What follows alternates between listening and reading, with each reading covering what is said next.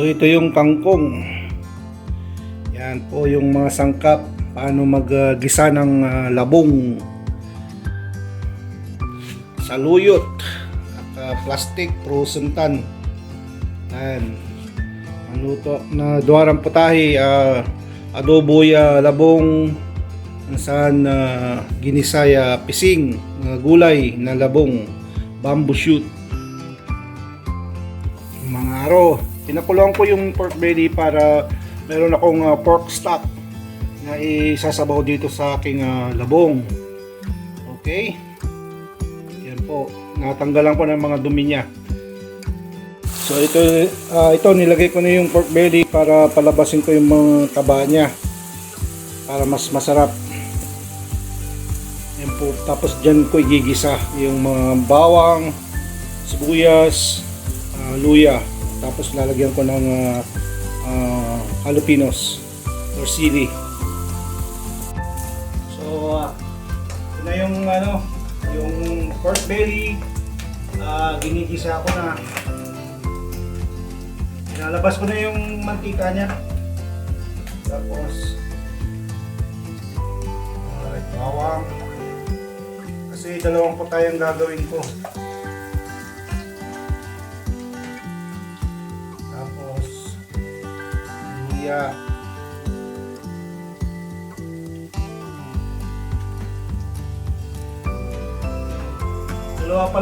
Dalawa yung gagawin kong lutuin ko. Luyas.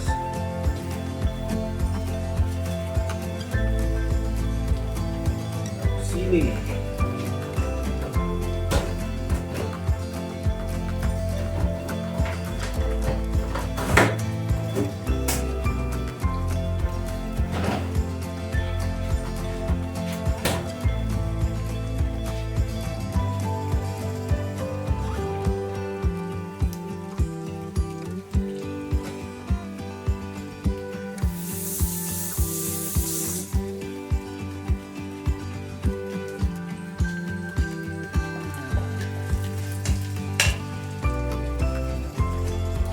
Yan.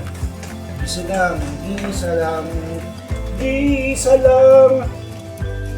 Isa lang.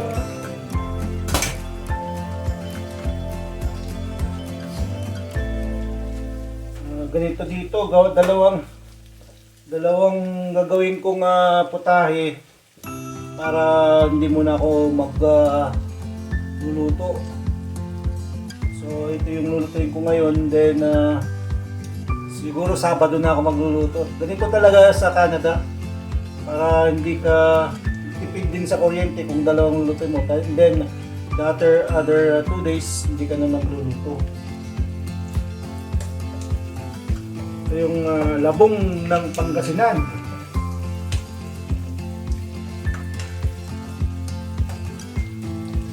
Then, ito na yung shrimp, hipon. Yan.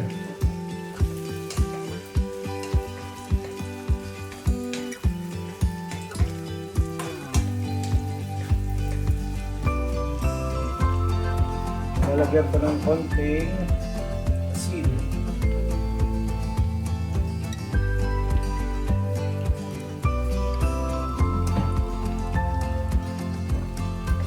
Isa lang.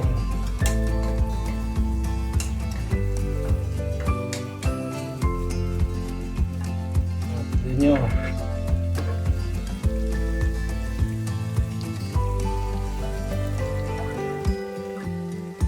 So, grade 3 pala.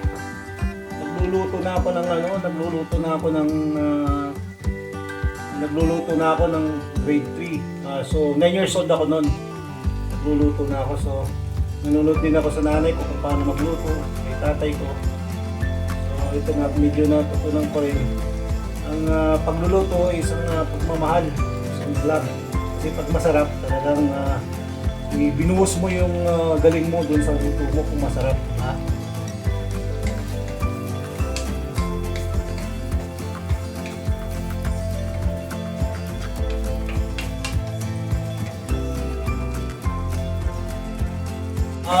nilipat ko sa kasirola kasi medyo anong tawag nito, kulang yung kawali ko. So igigisa ko na itong labong. Naugasan ko na ito.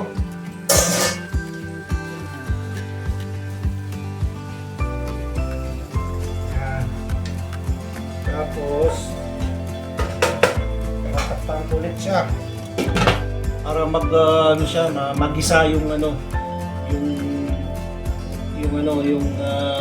bawang sibuyas, umakyat yung aroma niya dito sa taas. Alright. Okay. After 10 minutes, yan. Bango.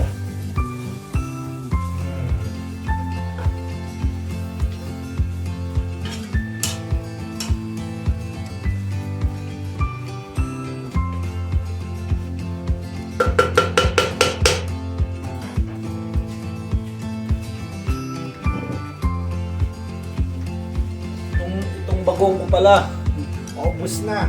Bagong ng linggayin. Nalagyan ko siya ng bagoong.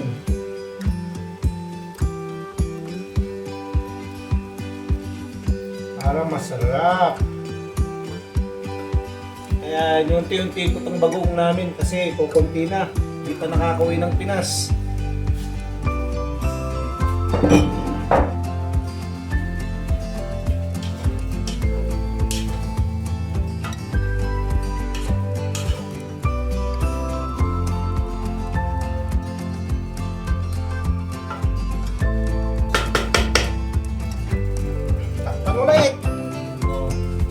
So, ganun lang, mga basic lang po ito na luto.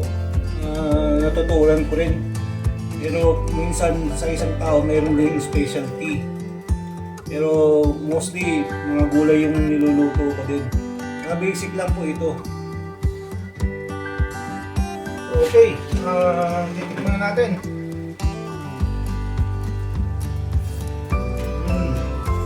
Tapos, ano lang.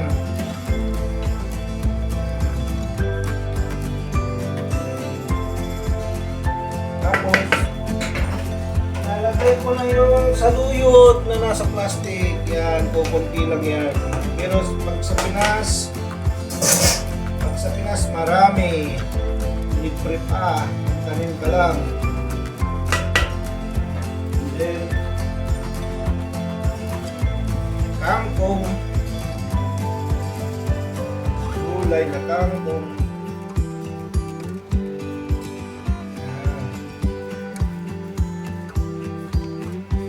Titira ko sa para dun sa adobo. So, titira ko ng kangkong para dun sa adobo kung labong ulit mamaya. Kasi yung kangkong na yon is about I think mga 6 almost $6. So ginawa ko, hinati ko na para kasi pag nandyan lang sa ref malalanta siya, masisira. So hinati ko na lang, ihalo ko na rin sa labong na adobo para sure na walang nasayang, di ba? Yan si Aro, o di ba? Oh! Oh! Yeah. Tumupa na yung kangkong. Ihalo ko ulit. Yan. So may gulay na kami. Dito kasi ang pagkain sa laging karne.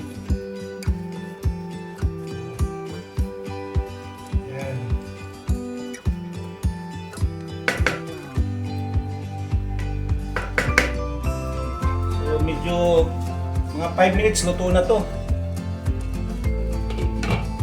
So yan po yung aking labong na gulay for today. Diba? Yan po yung labong. Yan.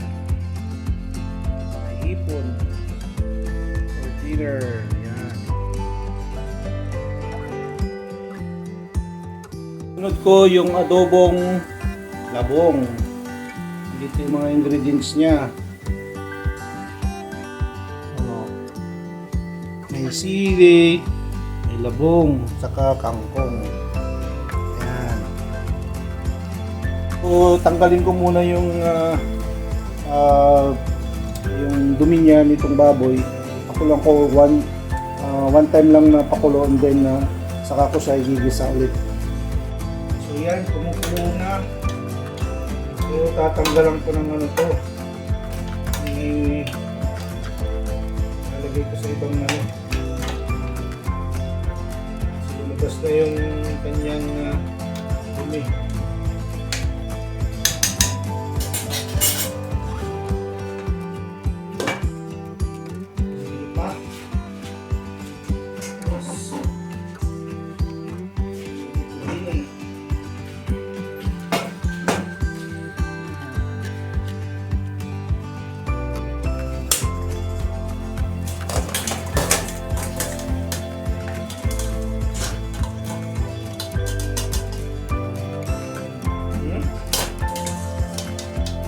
Yan na sila.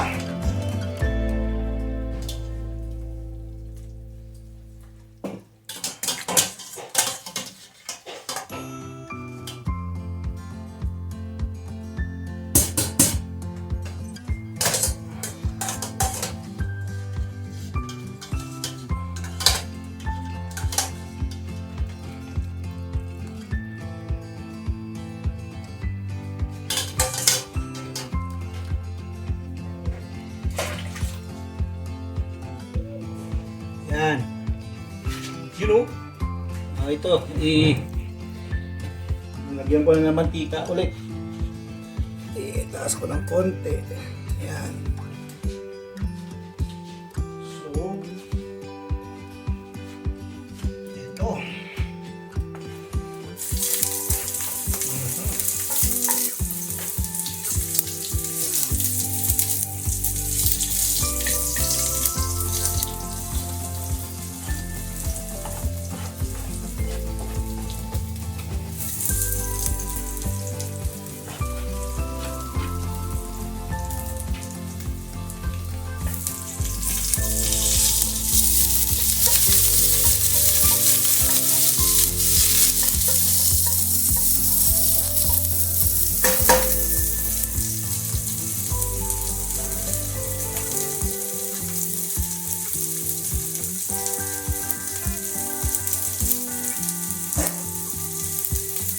Chili.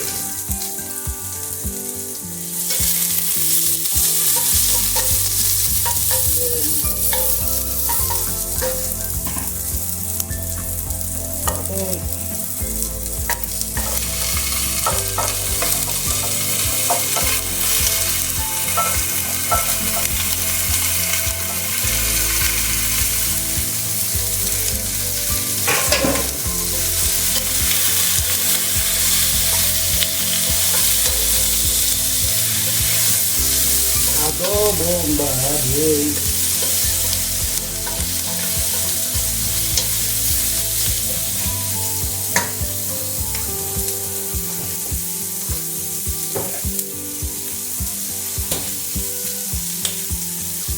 Oyster sauce.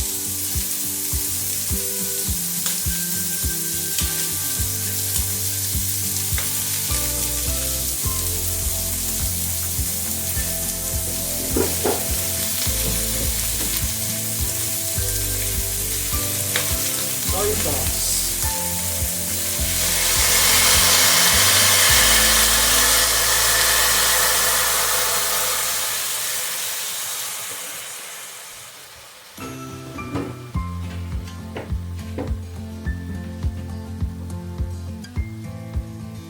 Wala akong paminta.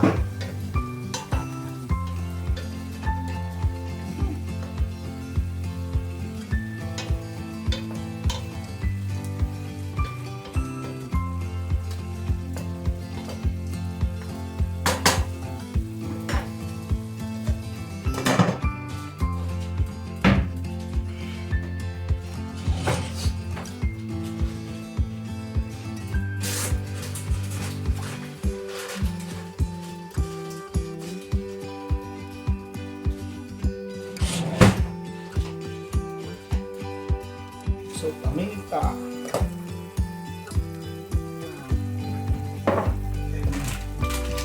Laurel.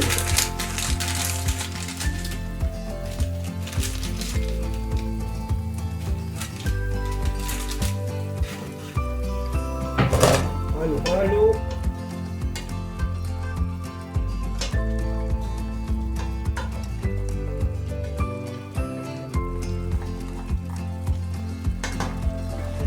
Tubig.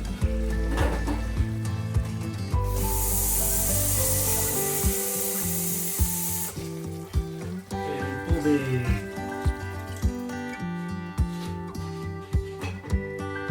Hanggang sa lumambot. Yan po.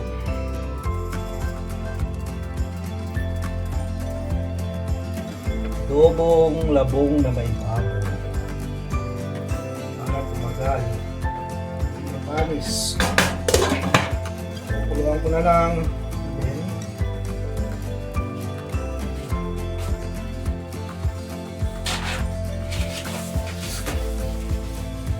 so, pakukulang ko muna, palalambutin ko, then lalagay ko na yung labong mamaya. Okay? So, labong. Adobong labong. Adobong tining. Kangkong.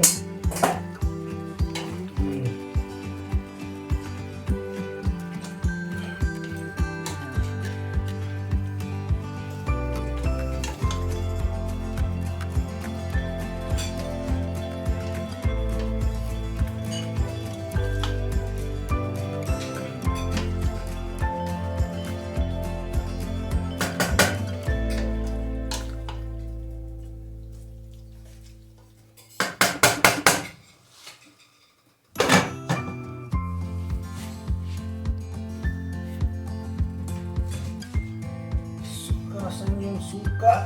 Ay, apple cider. Para mas-mas.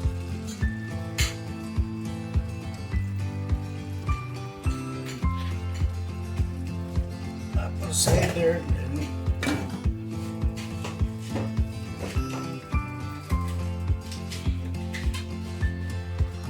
Suka ng asin.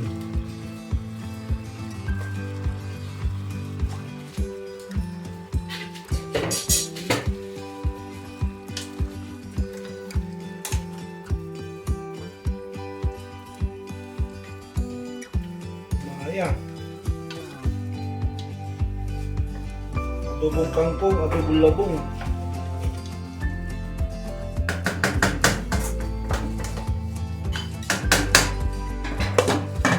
Okay. Lagyan ng ipon para masarap.